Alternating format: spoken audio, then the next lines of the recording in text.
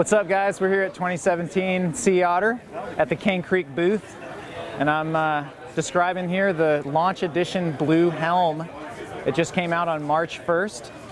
This fork is a 160 millimeter travel fork out of the box, but we do have travel spacers that are installed on the compression rod of the air spring. The fork is actually able to go down as low as 100 millimeters of travel when you internally travel adjust the fork, and as high as 170 millimeters of travel. Now again, the fork comes as a 160 out of the box and is optimized specifically for 140, 150, 160, and 170 millimeters of travel. Now what I mean by optimized, the parts are actually in the box that makes this fork go from one of those 140, 150, 160, 170 amount without having to buy any additional accessories. The fork weighs 2,050 grams, which is 4.55 pounds.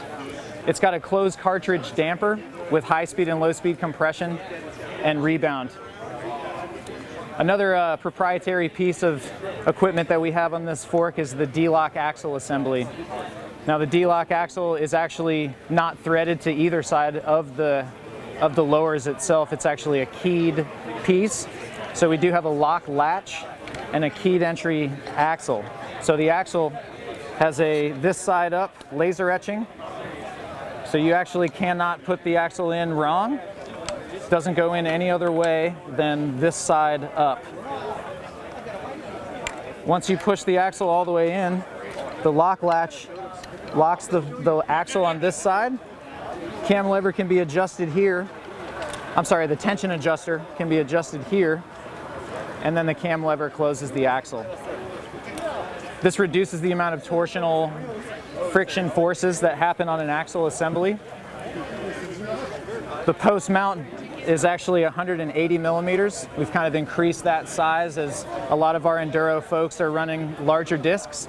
So you have a direct mount for a 180, and then of course an adapter for the 203. Stanchion diameter is 35 millimeters, and we have a Boost 110 spacing axle, 15 millimeter. So inside the helm, one of the most notable features is the air spring. Now both sides of the air spring are very cool pieces that I'd like to mention here.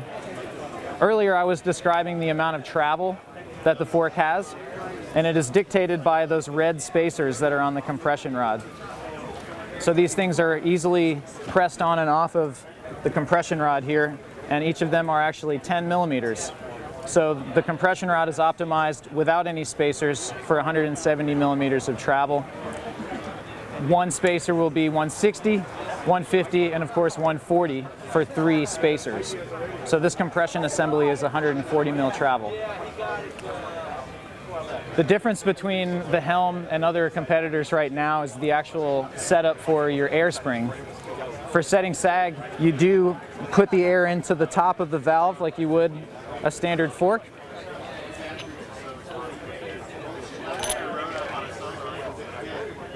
So you charge it just simply on the top there.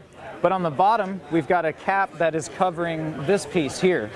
And this is our negative air spring isolation.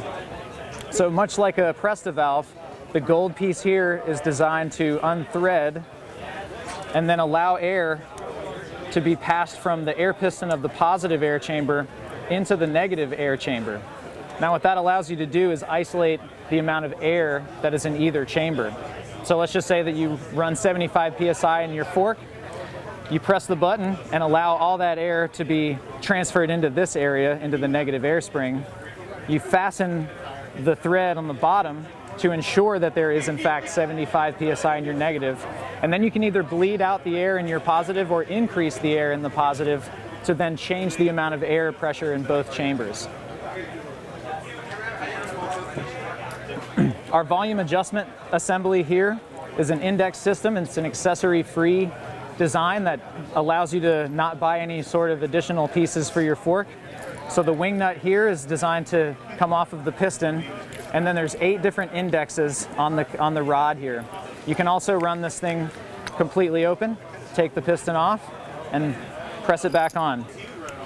Retail price for the Helm is $1,100 US dollar.